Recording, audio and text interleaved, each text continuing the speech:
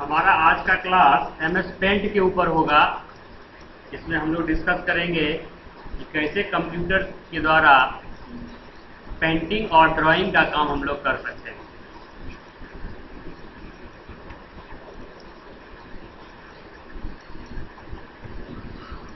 Introduction में कहता है paint is use to create, edit and view pictures. मतलब कंप्यूटर में जो फोटो है वो फोटो, उस तरह का फोटो अगर बनाना है या कोई फोटो बना हुआ है उसमें कुछ परिवर्तन करना है या उस फोटो को देखना है, इन सब काम के लिए हम MS पेंट एप्लीकेशन का यूज कर सकते हैं। जो पिक्चर हम बनाते हैं पेंट पर, उसको हम डेस्कटॉप बैकग्राउंड में भी सेट कर सकते हैं और स्कैन्ड डॉक्यूमेंट, अगर कोई सर्टिफिकेट है, कोई कागज है, उसका स्कैनिंग करके हम कंप्यूटर के अंदर जब उसको ले जाते हैं सॉफ्ट कॉपी के रूप में, तो उसके अंदर जो चेंजिंग करना है वो चेंजिंग भी हम पेंट के द्वारा कर सकते हैं। मतलब स्कैन डॉक्यूमेंट भी एक फोटो के ही रूप में कंप्यूटर में सेव होता है और जब फोटो है तो उसको हम चेंजिंग MS पेंट के द्वारा कर सकते हैं। हम लोग पढ़े कि नोट पैड का फाइल एक्सटेंशन जो होता है वो है .txt, वर्ड पैड का होता है .rtf, लेकिन MS पेंट में एक एक्सटेंशन नहीं है, 4 एक्सटेंशन है। .png, .jpeg, .gif और भी एक है .tif। ठीक है, ये सब फाइल फॉर्मेट है। अलग अलग फॉर्मेट का अलग अलग प्रॉपर्टीज है। फोटो वही रहेगा लेकिन उसका कुछ प्रॉपर्टी चेंज हो जाए फॉर्मेट बदलने पर। हम लोग सीखेंगे कि एक फॉर्मेट से दूसरे फॉर्मेट में कैसे कन्वर्ट किया जाता है फोटो को। तो ये था हमारा इंट्रोडक्शन MS पेंट पर। अब हम लोग प्रैक्टिकल पार्ट पे जा रहे हैं। ऑल एप्स और विंडोज सीरीज में हमारा पेंट एप्लीकेशन है।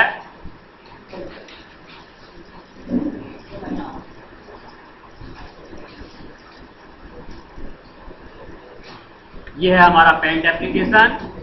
इसके कंपोनेंट्स के बारे में हम लोग डिस्कस करेंगे। तो बिल्कुल वर्ड पैड के ही जैसा है। ऊपर में टाइटल बार, डिफॉल्ट नाम है untitled, minimise maximise close button, left side में quick access tool bar, save, redo, undo, redo, open, logo, file menu जिस पर हम क्लिक करेंगे तो न्यू, ओपन, सेव एज का ऑप्शन आएगा, होम मेनू जिसके अंदर एक रिबन है और रिबन में अलग अलग सेक्शन है और हर सेक्शन में अलग अलग टूल्स है, व्यू मेनू, यहाँ पर भी रिबन है और अलग अलग सेक्शन में अलग अलग टूल्स है।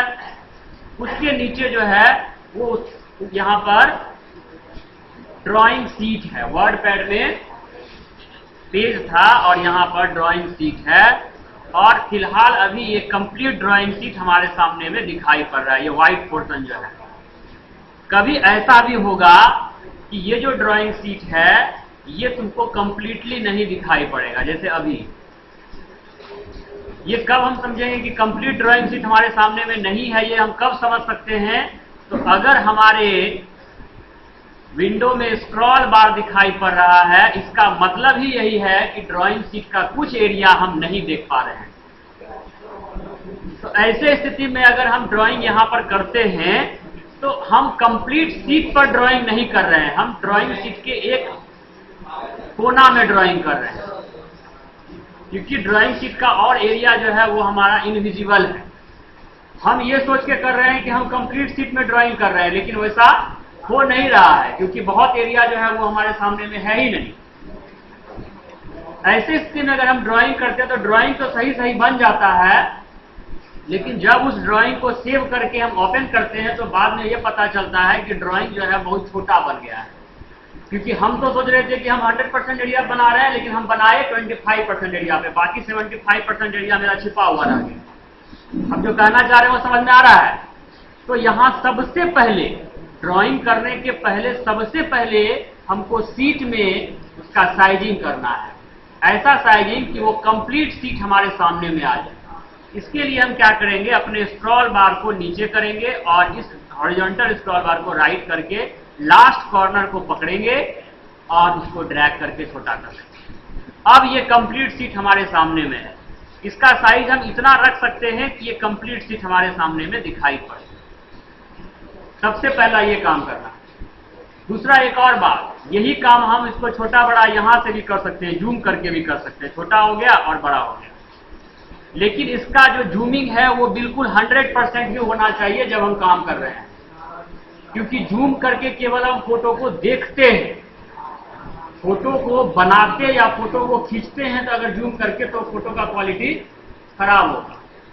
ठीक है, 100% एरिया पर ही हम क्या करेंगे, ड्राइंग करेंगे।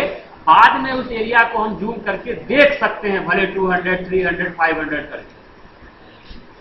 तो शीट के साइजिंग में दो चीज का ध्यान रखना है, हमारा जो ये जूम एरिया है ये 100% ही हो और हमारे सामने स्क्रॉल बार नहीं।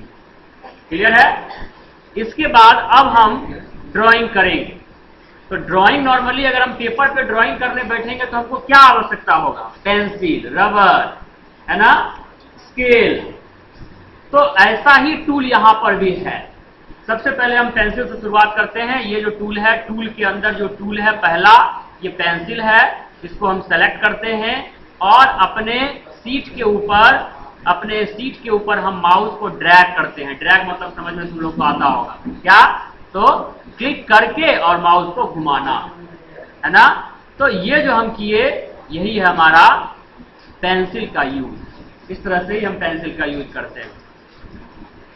अगर इस एरिया में कुछ गलत हो गया है, कुछ मिस्टेक हो गया है, मिटाना है, तो पेंसिल के जस्ट नीचे रबर है, हम रबर सेलेक्ट करते हैं और जैसे रबर को रगड़ते हैं उसी तरह से यहाँ पर माउस को ड्रैग करते हैं और हमारा वो एरिया जहां पर हम ड्रैग करते हैं वो मिट जाता है।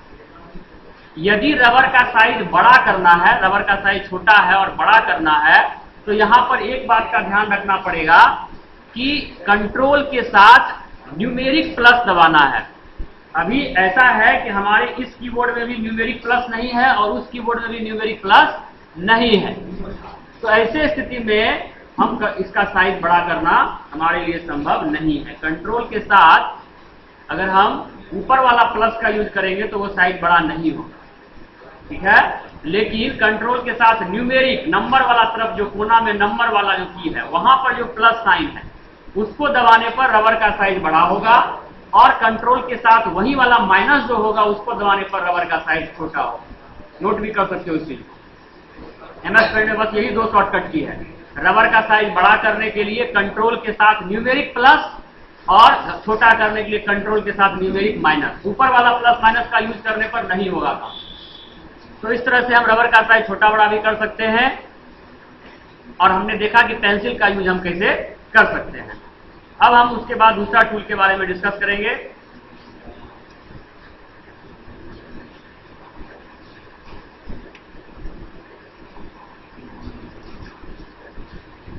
पेंसिल और रबर के बाद अब हम लोग आते हैं टेक्स्ट के ऊपर। टेक्स्ट टूल मतलब अपने फोटो पर हमको कुछ टाइप करना है, तो उसके लिए हम ये टेक्स्ट टूल का यूज करते हैं। इसको सेलेक्ट करेंगे और जहां पर भी हमको टाइप करना है वहां पर हम अपने माउस को क्लिक कर दें। क्लिक करने के बाद हमारा एक टेक्स्ट बॉक्स बनता है डॉटेड लाइन के द्वारा। ये इसको कहते हैं टेक्स्ट बॉक्स। इस टेक्स्ट बॉक्स के अंदर ही हमको टाइप करना होता है। जो भी हमको टाइप करना है वो हम टाइप कर लेंगे। यदि इस टेक्स्ट का साइज बड़ा करना है तो हम पहले इसको सेलेक्ट करेंगे और उसके बाद तुम देख सकते हो टेक्स्ट टैब यहां अपने आप खुला हुआ है। इसमें साइज में जाएंगे और यहां से हम साइज बड़ा कर लेंगे। अब क्या हुआ, नहीं दिखाई पड़ रहा है क्योंकि साइज बड़ा किए लेकिन टेक्स्ट बॉक्स छोटा है। तो टेक्स्ट बॉक्स को हम इस तरह से खींच के भी बड़ा कर सकते। अगर टेक्स्ट बॉक्स छोटा होगा, उसके अंदर का टेक्स्ट बड़ा होगा तो वो नहीं दिखाई पड़ेगा, तो हम टेक्स्ट बॉक्स को बड़ा कर लेंगे। यदि इस टेक्स्ट का कलर चेंज करना है तो हम इसको सेलेक्ट करेंगे और ये कलर 1 जो है उसको हम चेंज करेंगे।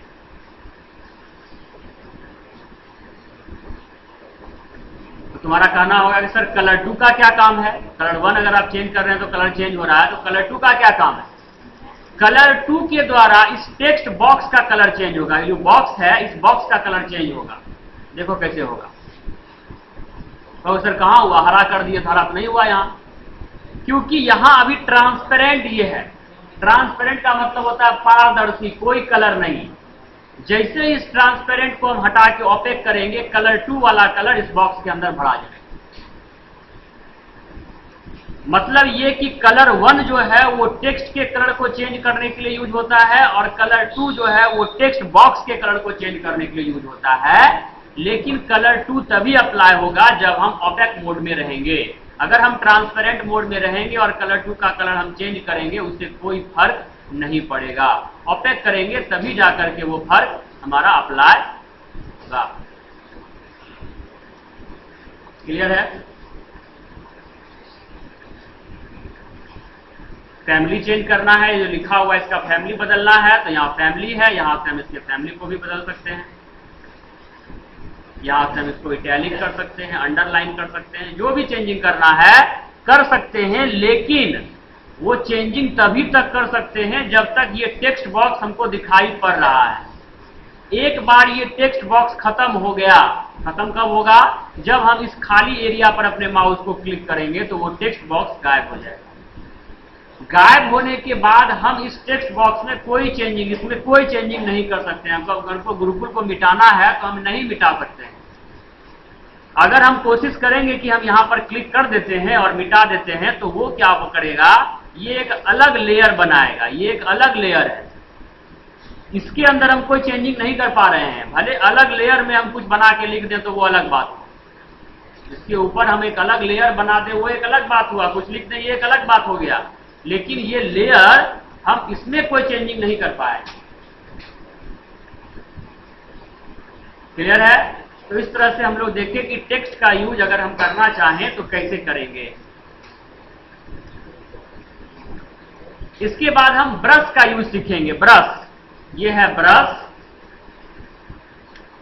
एक पेंटर को कई सारा ब्रश रहता है, पतला, मोटा, है ना, एक कोना वाला बना हुआ जिससे कि तिरछा तिरछा वाला काम करेगा। तो यहां भी कुछ अलग अलग प्रकार का ब्रश है। हम ब्रश को सेलेक्ट करेंगे और अपने सीट के ऊपर हम उसको ड्रैग करेंगे। अलग अलग ब्रश अलग अलग डिजाइन में हमारा काम करेगा। ब्रश का कलर चेंज करना है तो कलर 1 का कलर चेंज करना पड़ेगा, कलर 2 के कलर से कोई मतलब नहीं है। ब्रश को कलर 2 के कलर से कोई लेना देना नहीं है।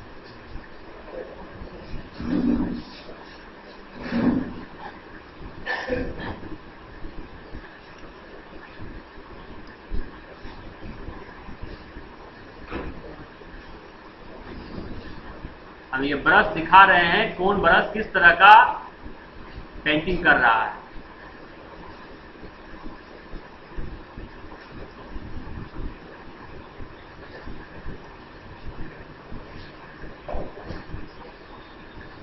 अलग अलग ब्रश अलग अलग ढंग का पेंट का काम कर रहा है। जब जिसका जरूरत हो उसका यूज तुम करो।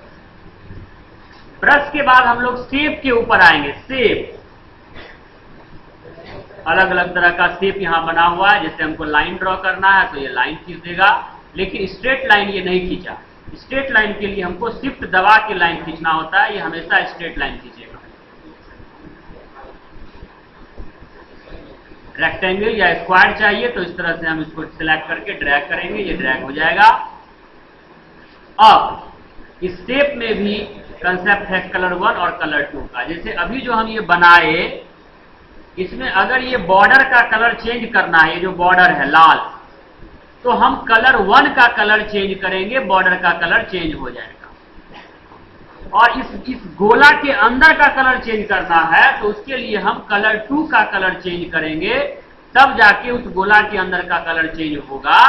लेकिन वो ऐसे अप्लाई नहीं होगा। शेप के बगल में 2 ऑप्शन है, एक आउटलाइन और दूसरा फिल। फिल के अंदर जब हम सॉलिड कलर करेंगे तभी जाके कलर 2 इसके अंदर भराएगा। अगर हम इस सॉलिड को नो कलर करके रखेंगे तो वो उसके अंदर हम कलर 2 को चेंज करेंगे, फिर भी ये कलर यहां पर नहीं आएगा। कब आएगा? जब हम इसको सॉलिड करेंगे तब आएगा। अगर हम चाहते हैं कि ये कलर रहे लेकिन आउटलाइन नहीं रहे, आउटलाइन रहे ही नहीं, तो हम इस आउटलाइन वाले ऑप्शन में जाकर नो आउटलाइन कर देंगे, आउटलाइन नहीं बनेगा। ये सारा चेंजिंग हम तभी तक कर सकते हैं जब तक कि ये शेप का जो बॉक्स है ये बॉक्स रहेगा। एक बार हम बाहर क्लिक कर दिए, ये बॉक्स खत्म हो गया। अब इस शेप के अंदर हम कोई चेंजिंग नहीं कर सकते हैं। हम अगर चाहते हैं ये पीला को हम हरा कर दें या हरा को लाल कर दें, तो ऐसा कोई काम अब हम नहीं कर सकते। ठीक है, जब हम शेप बना रहे होते हैं उसी समय में हमको जो भी चेंजिंग करना है हम वो चेंजिंग कर सकते हैं। ठीक है, हमको आउटलाइन चेंज करना है, हम आउटलाइन चेंज कर सकते हैं। हमको आउटलाइन नहीं रखना है, हम नो आउटलाइन पर क्लिक कर सकते हैं।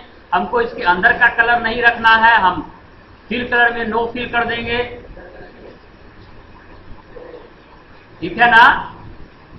तो यहां हम लोग समझे कलर 1 का यूज शेप के आउटलाइन के लिए और कलर 2 का यूज शेप के अंदर के कलर के लिए हम लोग करते हैं।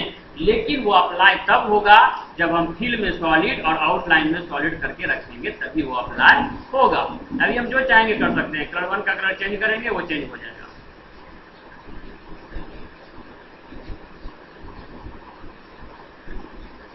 कलर 2 का कलर चेंज करेंगे, ये भी चेंज करेंगे। कोई प्रॉब्लम? तो इस तरह से हम लोग देखें कि शेप के साथ हम कैसे काम कर सकते हैं, ब्रश के साथ कैसे काम कर सकते हैं। अब मान लो एक ऐसा शेप है जो कि ऑलरेडी बन चुका है। इस शेप के अंदर का कलर हमको चेंज करने का मन हो गया। पहले हम नहीं सोचे थे कि इसके अंदर कौन सा कलर देना है, अब हम सोच रहे हैं। तो एक ऑप्शन है फिल कलर, एक अलग ही टूल है फिल कलर। इसको सेलेक्ट करेंगे, कलर 1 का कलर चेंज करेंगे, कलर 2 से नहीं होगा। कलर 1 का कलर हम चेंज करेंगे और इस शेप के अंदर हम एक बार क्लिक कर देंगे, वो कलर इसके अंदर भरा जाएगा। अभी इसके अंदर ही भर सकते हैं। मतलब शेप बनाने के समय अगर हम डिसाइड नहीं किए हैं, बाद में हमको समझ में आ रहा है कि नहीं इसका कलर हमको चेंज करना है, तो वैसे स्थिति में हम ये फिल टूल का यूज करके वो काम कर सकते हैं। लेकिन यहां एक बात का ध्यान रखना है कि ये फिल टूल तभी काम करेगा जब वो शेप बिल्कुल क्लोज हो। अगर ऐसा है कि वो थोड़ा सा भी एक पॉइंट भर का भी अगर हम वहां पर जगह छोड़ दें, और ऐसे स्थिति में अगर हम फिल टूल का यूज करें तो ये उतना दूर नहीं, वो चारों तरफ फैल जाएगा जहां जहां उसको जगह मिलेगा जाने का। तो फिल टूल का यूज हम तब करेंगे जब ये फुल्ली क्लोज हो, एक पॉइंट भी इसके अंदर जगह ना हो। और अब अगर हम करते हैं इसका चेंजिंग, तो ये अप्लाई होगा। तो इस तरह से हम लोग सीखे कि फिल कलर का यूज हम कैसे करें। और इसी के साथ हमारा MS पेंट में सेक्शन 1 खत्म हो गया। सेक्शन 1 में हम पढ़ाते हैं ड्राइंग और पेंटिंग का काम करना। मतलब एक नया शीट खोलो और उसमें खुद से ड्राइंग और पेंटिंग का काम तुम करो। क्लियर है? अब कुछ असाइनमेंट के ऊपर हम डिस्कशन करेंगे। असाइनमेंट नंबर 1 तुम देखो MS पेंट में कंप्यूटर का फोटो बना हुआ है। असाइनमेंट नंबर 1 में कंप्यूटर का फोटो बना हुआ है। उस फोटो में शेप का यूज करना है, शेप का। MS पेंट में असाइनमेंट नंबर 1 शेप का यूज करके तुमको पूरा का पूरा फोटो बनाना है। कनेक्शन के लिए तुम पेंसिल या ब्रश का यूज कर सकते हो। कुछ चीज इसमें है जो हम अब बताना चाहेंगे एक्स्ट्रा। जैसे एक शेप है कॉल आउट, ये वाला शेप, इसको कहते हैं कॉल आउट शेप, ये वाला। ये शेप में देखो, ये जो एक निकला हुआ पोर्शन है, ये तुम्हारा कहीं पर लेफ्ट में है तो कहीं पर राइट में है, कहीं नीचे है तो कहीं ऊपर है। ऐसा काम करने के लिए हम इसको रोटेट करते हैं। यहां पर है रोटेट टूल। यहां पर अगर हम इसको 90 डिग्री 180 डिग्री रोटेट करेंगे तो ये नीचे से ऊपर चला जाएगा। अब ये राइट से लेफ्ट करना है तो इसको हम फ्लिप करेंगे, फ्लिप हॉरिजॉन्टली, तो ये लेफ्ट हो जाएगा, ये राइट हो जाएगा। 180 डिग्री घुमाएंगे तो ये नीचे हो जाएगा। फिर फ्लिप हॉरिजॉन्टली करेंगे, ये नीचे चला जाएगा राइट साइड से। तो इसका यूज तुमको करना पड़ेगा असाइनमेंट नंबर 1 में। फ्लिप एंड रोटेट टूल का यूज तुमको करना पड़ेगा कॉल आउट के लिए। बाकी काम तुम खुद से कर सकते हो। टेक्स्ट के अंदर टाइपिंग करना है, लेकिन बैकग्राउंड कलर का यूज नहीं करना है। मतलब कि असाइनमेंट नंबर 1 में कोई कलर का यूज हम नहीं किए हैं, कहीं पर कोई कलर चेंजिंग हम नहीं किए हैं। केवल शेप और पेंसिल और टेक्स्ट का यूज किया गया है। पेंसिल का यूज कनेक्शन के लिए हम किए हैं, टेक्स्ट का यूज टाइप करने के लिए किए हैं नाम, और शेप का यूज हम बनाने के लिए किए हैं। अब आ जाओ असाइनमेंट नंबर 2 पर, जिसमें हम एक नेचर सीन बनाए हैं। एक पहाड़ है, सूर्य भगवान उग रहे हैं, कुछ पेड़ पौधा है, नीचे नदी झरना है, एक मंदिर है। दरअसल ये एक एग्जाम्पल है जहां पर हम ब्रश और कलर का यूज करने सिखाए हैं। ब्रश के द्वारा बनाया जाएगा पहाड़ इस प्रकार से।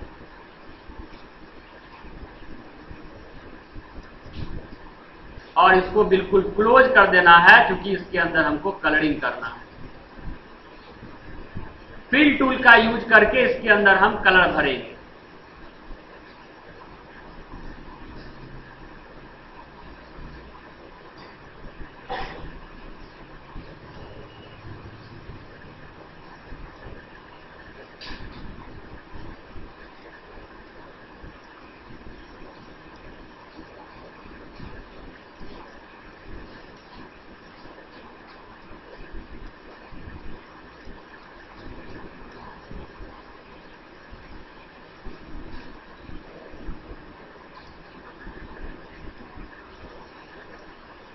मंदिर बनाने के लिए हमने शेप का यूज किया है। शेप में हम कलर 2 का यूज नहीं किए हैं। याद रखना कि असाइनमेंट नंबर 2 में कलर 2 का कोई यूज नहीं किया गया है, केवल कलर 1 का यूज किया गया है। कलर का काम किया गया, लेकिन कलर 2 के द्वारा नहीं, कलर 1 के द्वारा। तो अगर इसके अंदर कलर भरना है तो हम कलर 1 के द्वारा भरेंगे, ना कि कलर 2 के द्वारा भरेंगे।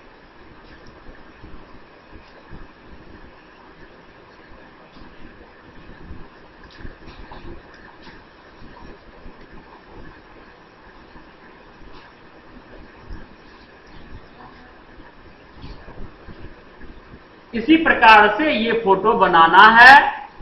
पेड़ का भी हम एग्जांपल देते हैं। पेड़ हम कैसे बनाए हैं।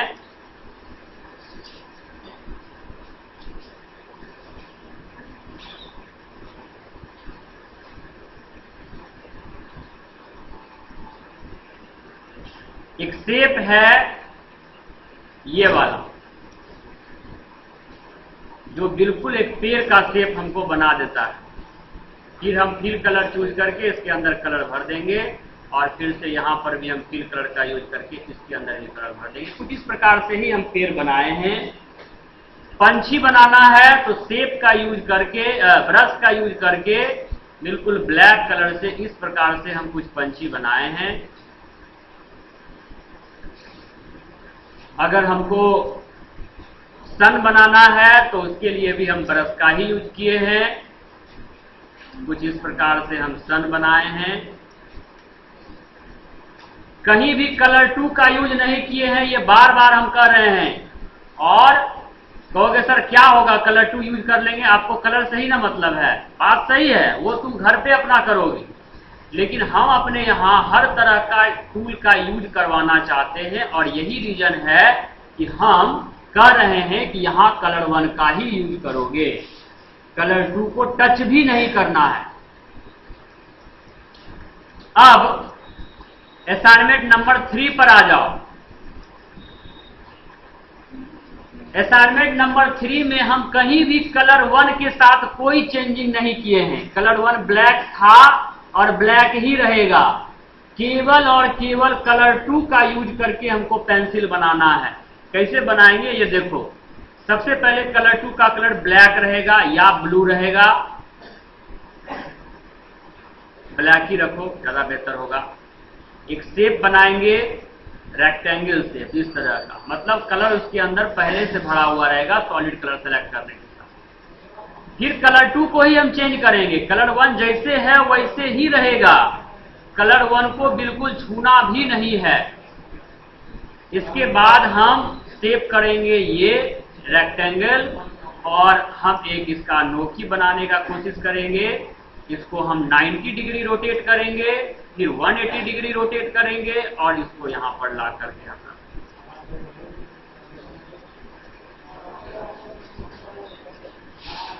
पीछे साइड में रबर बनाना है, कलर 2 का कलर हो जाएगा व्हाइट।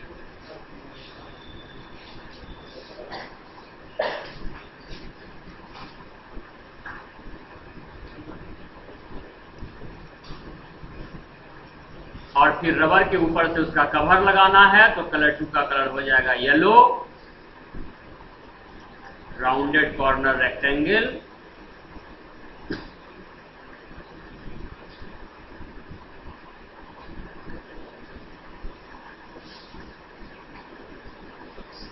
नटराज पेंसिल लिखना है तो यहां भी कलर 2 का ही यूज करना है, कलर 1 को कोई चेंजिंग नहीं करना है। कलर 1 के साथ कोई परिवर्तन इस असाइनमेंट में हम नहीं किए हैं। ऐसा नहीं है कि उसको चेंज नहीं करेंगे तो नहीं बनेगा या बनेगा, हम किसी तरह से बना सकते हैं, लेकिन हम पहले ही बोल चुके हैं कि हम हर तरह के टूल का यूज करना सिखाना चाह रहे हैं। इस कारण से हम एक रिस्ट्रिक्शन लगाए हैं कि तुमको इसमें कलर 2 का ही यूज करना है, कलर 1 का यूज नहीं करना। यही 3 असाइनमेंट है जिसमें कि लगभग जितना हम पढ़ाए सब का यूज हो गया। अब सेक्शन 2 में है एडिटिंग, मतलब फोटो पहले से बना हुआ है, उस फोटो में हम अपने हिसाब से चेंजिंग करना चाहते हैं। इसके लिए बना बनाया फोटो हमको चाहिए, अगर फोटो नहीं रहेगा तो फिर हम वो काम नहीं कर सकते हैं। सबसे पहले हमको वो फोटो चाहिए जिसमें हम चेंजिंग करना चाहते हैं। देखना पड़ेगा वो फोटो कहां है।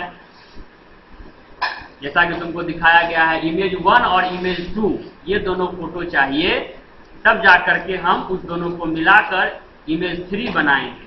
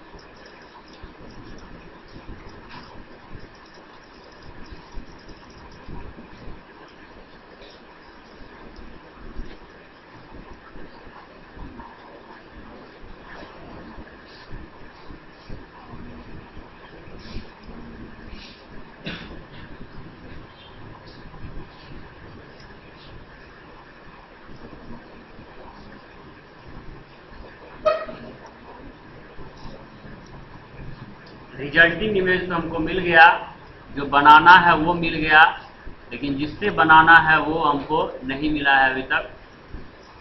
और जब तक नहीं मिल जाता है तब तक हम लोग उस पर कुछ नहीं कर सकते हैं।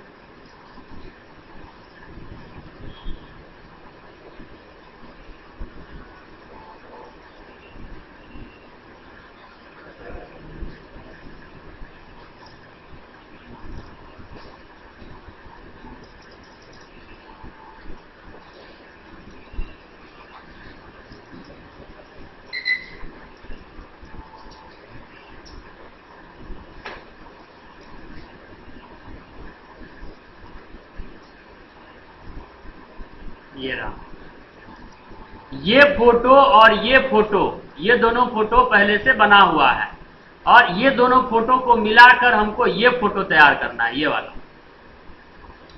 तो इसके लिए सबसे पहले हमको ये फोटो और ये फोटो चाहिए। मतलब तुमको भी कंप्यूटर में जब तक ये दोनों फोटो नहीं मिलेगा कैसे एडिटिंग करोगे? तो सबसे पहले ये दोनों फोटो हमको बनाना है। इसके लिए हम इस फोटो को कोशिश करेंगे सेलेक्ट करने का।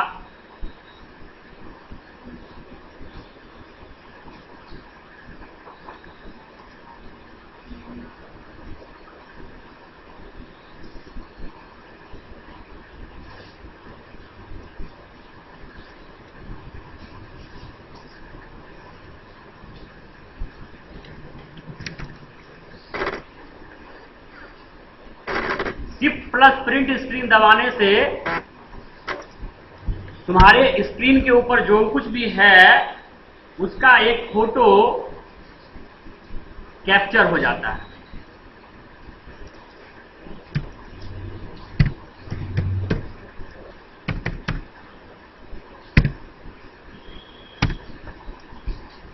क्या दबाने से?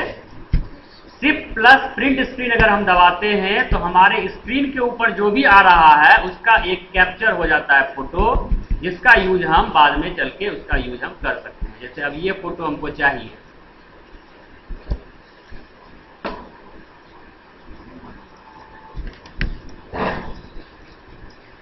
तो हम क्या करेंगे, जैसे ये फोटो कंप्लीट फोटो है लेकिन हमको चाहिए कौन सा फोटो? ये फोटो। तो हम इसको सेलेक्ट करेंगे, इस तरह से सेलेक्ट होता है। इसके बाद यहां से हम इसको कट कर लेंगे, एक नया पेंट विंडो खोलेंगे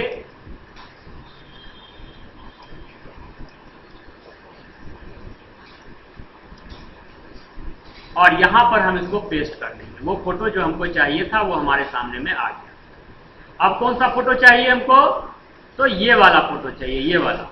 तो यहां से हम इस एरिया को यहां से कट करेंगे क्योंकि हमको बाकी एरिया नहीं चाहिए, हमको सिर्फ यही एरिया चाहिए। इस एरिया को हम यहां से कट कर लेंगे। एक नया पेंट विंडो जो हम खोले थे उस पर जाकर हम इसको पेस्ट कर देंगे और इसका जगह जहां होना चाहिए वहां पर ले जाकर रीसाइज कर देंगे। इस तरह से रीसाइज करते हैं, डॉटेड लाइन को पकड़ के खींचते हैं तो रीसाइज होता है।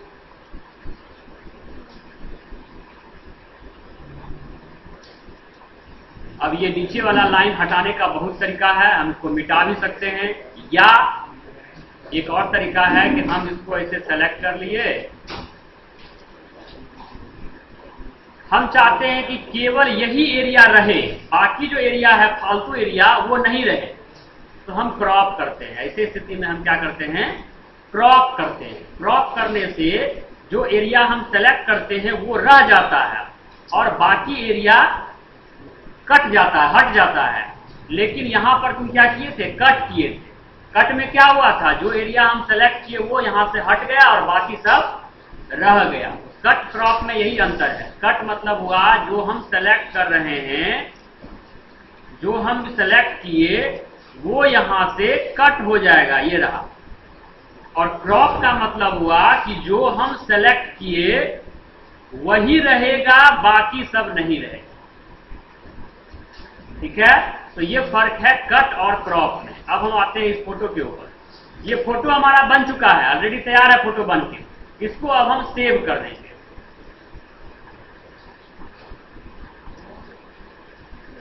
अपने फोल्डर का लोकेशन देकर हम इसको सेव कर देंगे।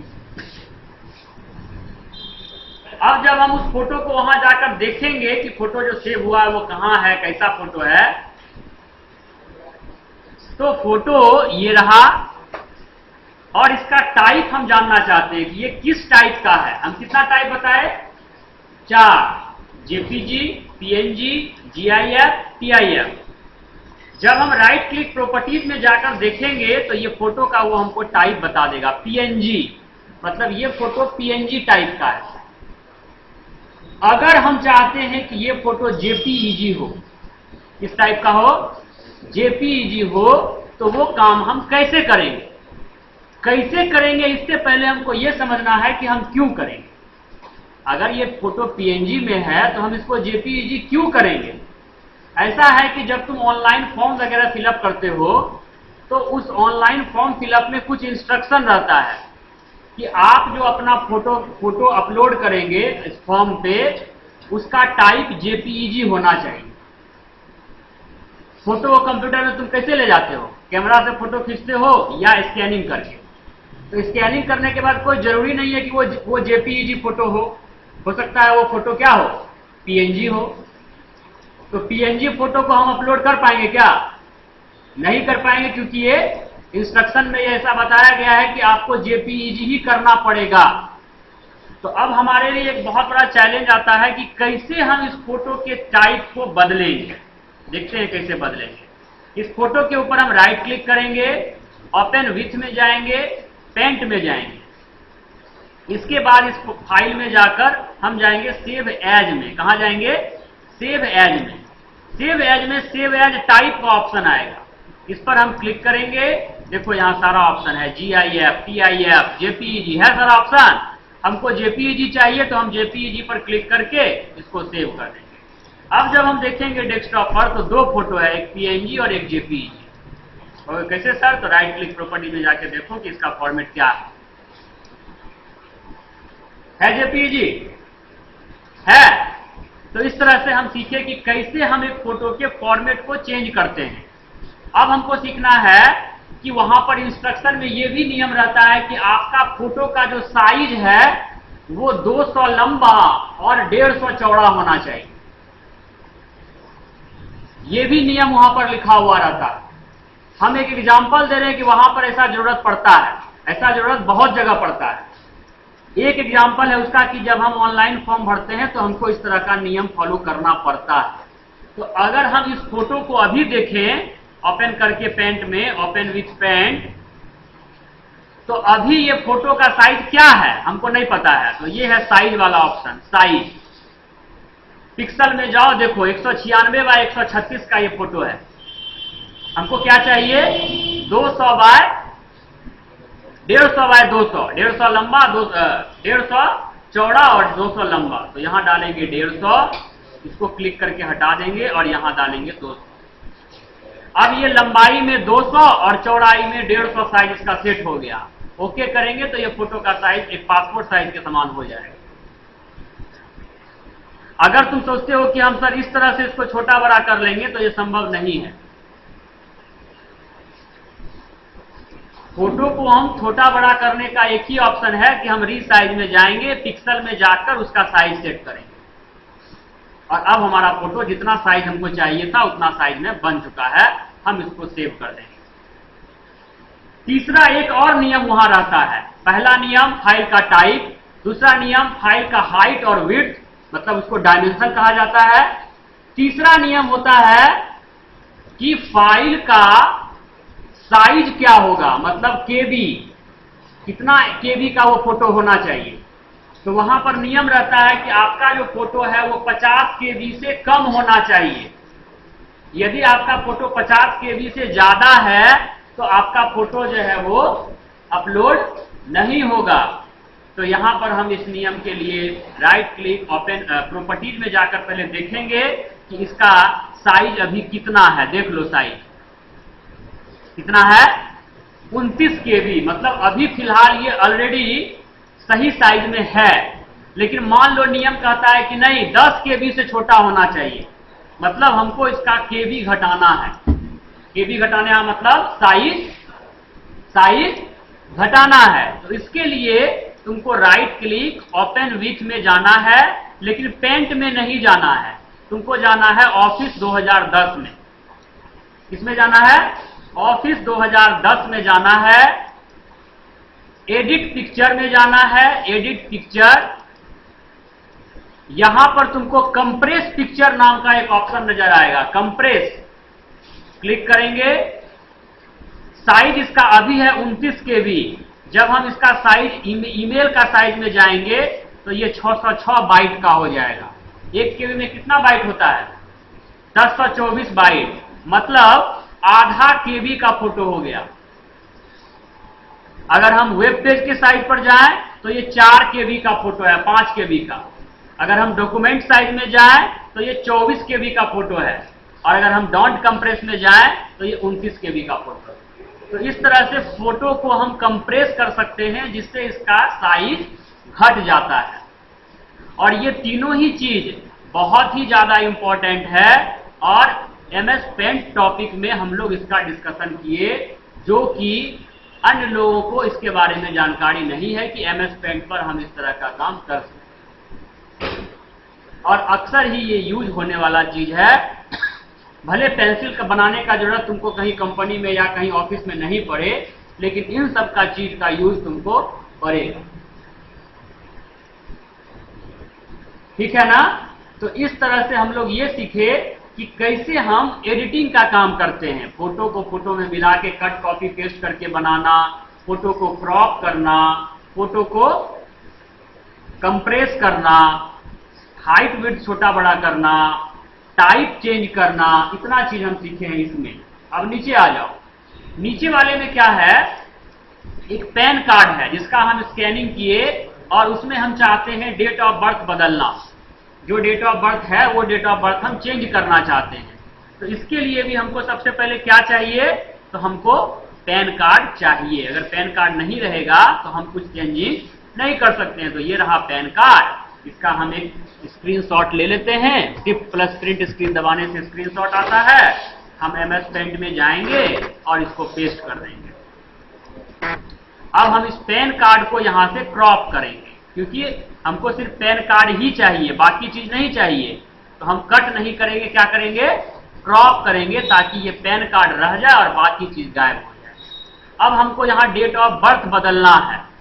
डेट ऑफ बर्थ बदलने के लिए हम यहाँ पर दो ऑप्शन सीखेंगे। पहला ऑप्शन है कि इस डेट ऑफ बर्थ को हम यहाँ पर सेलेक्ट करेंगे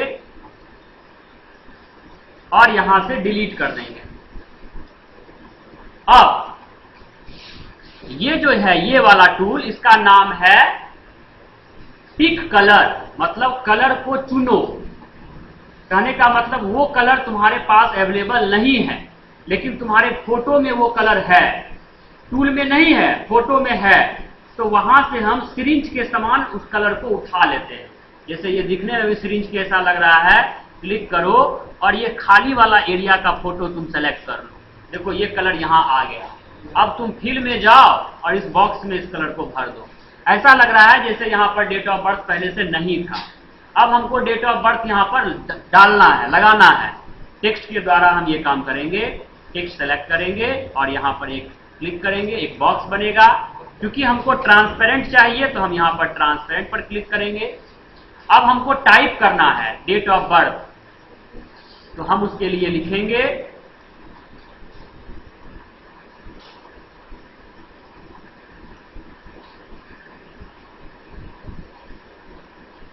तुम देख सकते हो डेट ऑफ बर्थ का जो कलर है वो कैसा है, जो कलर होना चाहिए वो नहीं है।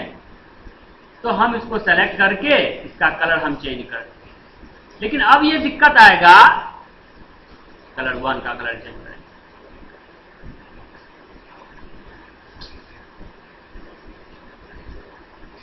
अब दिक्कत ये आ रहा है कि डेट ऑफ बर्थ चेंज तो हो गया, लेकिन ये बहुत ज्यादा काला है।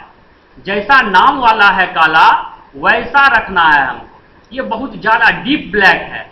इससे पकड़ में आ सकता है कि हम अपना डेट ऑफ बर्थ बदल लिए हैं।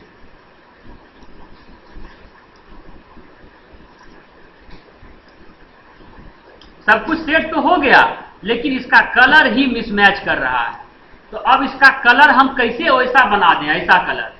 इसके लिए हम इसको सेलेक्ट करेंगे, एडिट कलर में जाएंगे, एडिट। यहां पर ये ब्लैक तो है, लेकिन हमको हल्का ब्लैक चाहिए, तो इसको हम यहां से उठाएंगे ऐसे। हल्का ब्लैक हमको चाहिए, ऐड करके ओके कर देंगे। ये हल्का ब्लैक यहां आ गया, सेलेक्ट कर लो। जो बिल्कुल डीप ब्लैक था वो हल्का लाइट ब्लैक में हो गया है। कैसे बनाए, एडिट कलर में जाकर हम बनाए। और इसके बाद हम इस पर क्लिक कर देंगे और तुम देख सकते हो कि पैन कार्ड में हमारा डेट ऑफ बर्थ बदल चुका है। जूम किए थे, 100% कर लेते हैं। यही था हमारा पैन कार्ड। इस तरह से हमने 5 असाइनमेंट किया और 5 असाइनमेंट में इस तरह से काम किए हैं कि MS पेंट का एक भी ऐसा टूल नहीं बचता है जो कि हम यूज नहीं किए। तुम बता दो किसका यूज तुमको नहीं बताया हम। कट कॉपी पेस्ट सबका यूज किए, सेलेक्ट का यूज किए, क्रॉप का यूज किए, रीसाइज का यूज किए, रोटेट का यूज किए, पेंसिल का यूज किए, रबर का यूज किए, पिक कलर का यूज किए, टेक्स्ट का यूज किए, फिल कलर का यूज किए, ब्रश का यूज किए, शेप का यूज किए। एक साइज छूट गया था, हम देख लेते हैं, साइज ये बता देते हैं तुरंत। इसके बाद कलर 1 का यूज किए, कलर 2 का यूज किए, कलर्स का यूज किए, एडिट कलर का यूज किए। छूटा कौन? तो एक साइज छूट गया है। बड़ा आसान चीज है, कोई बहुत बड़ा चीज नहीं है, तुरंत देख लेते हैं। जैसे हम एक शेप बनाए मान लो, अब इस शेप का बॉर्डर को हम मोटा करना चाहते हैं तो हम साइज में जाएंगे और मोटा वाला सिलेक्ट करें। पतला करना चाहते हैं तो पतला वाला सिलेक्ट करें। यही है शेप साइज। समझ में आ गया? साइज का यही काम है, शेप के बॉर्डर के थिकनेस को मोटा पतला करना। तो इस तरह से हमारा आज MS पेंट का टॉपिक खत्म हो गया। अगला 3 क्लास तुमको मिलेगा इसके ऊपर लैब करने के लिए। नेक्स्ट क्लास में हम लोग सीखेंगे MS डॉट्स। Thank you.